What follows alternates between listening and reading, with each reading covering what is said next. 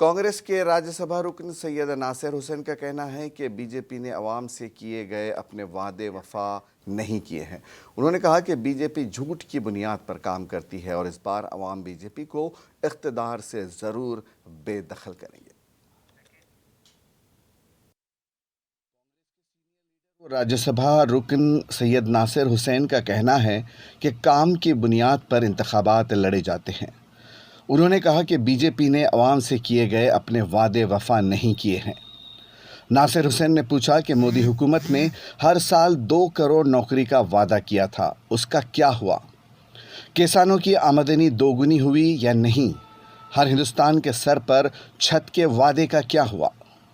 अब जब अपने कार्यकाल के दम पे, अपने काम के दम पे जो है ना चुनाव लड़ा जाता है।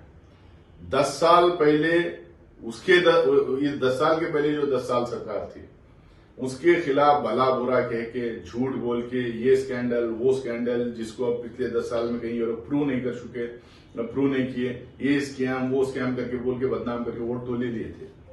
अब उस 10 साल के उस कांग्रेस के 10 साल के वो काम किए नहीं किए, जो भी आपके एलिगेशन थे, उन एलिगेशन के दम पे आप 10 साल काम कर लिए।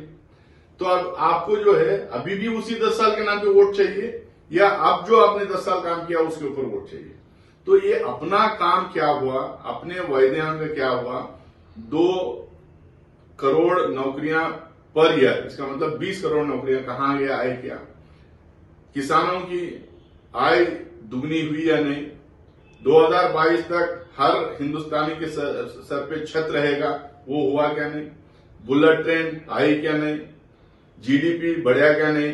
ये तमाम वायदे जो थे, इसके बारे में उनको लोगों को बताना चाहिए। कांग्रेस रुकने पार्लियामेंट ने कहा कि बीजेपी झूठ की बुनियाद पर अपने काम करती है। उन्होंने कहा कि बीजेपी मुसलमानों को निशाना बनाकर सियासी फायदा हासिल करना चाहती है। देखिए, भारतीय जनता पार्टी झूठी पार्टी है। भारतीय जनता पार्टी झूठ के बिना पे अपना काम करती है।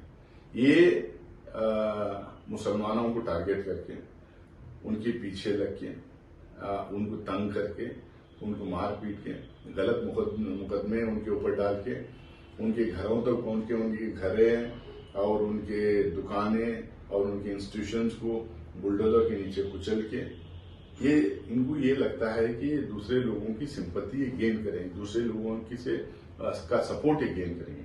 तो बहुत ज्यादा दिन नहीं चलेगा। ये किसी भी कौम को, किसी भी मजहब के लोगों को, किसी भी भाषा बोलने वाले लोगों को अलग करके, टारगेट करके, उनके साथ बर्बेरियत से पेश आना, उनके ऊपर नरसंहार करना, उनके ऊपर जेनेसोडिकल एटीट्यूड लेके उनको तंग करना, ये सब कोई भी समाज बहुत लंबे अरसे तक इसको सहेगा नहीं। यूनिफॉर्म सिविल कोड पर सैयद नासिर हुसैन ने कहा कि कसरत में वहदत ही इस मुल्क की खूबसूरती है, लिहाजा इसे बदलने की कोशिश नहीं होनी चाहिए। Multi religious, multi cultural, multi lingual जो है ये देश है। इसमें अलग अलग ट्रेडिशंस, कस्टम्स हैं। हर 50 किलोमीटर पे भाषा अलग बोली जाती है, हर 50 किलोमीटर पे खाने का तरीका अलग है, हर 50 किलोमीटर पे कस्टम्स और ट्रेडिशंस बदलते जाते हैं। तो इसको एक हिंदुस्तान का जो बगीचा है, और ये बगीचे में अलग अलग जो फूल खिल रहे हैं, उसको उसी तरह रहने दें। और बगीचे की खूबसूरती जब भी है जब अलग अलग तरह के फूल उसमें रहते हैं। नासिर हुसैन ने कहा कि अवाम फिर से बीजेपी के धोखे में नहीं आएंगे और अगले इंतखाबात में उसे इख्तिदार से बेदखल करेंगे। ब्यूरो रिपोर्ट, मुंसिफ टीवी।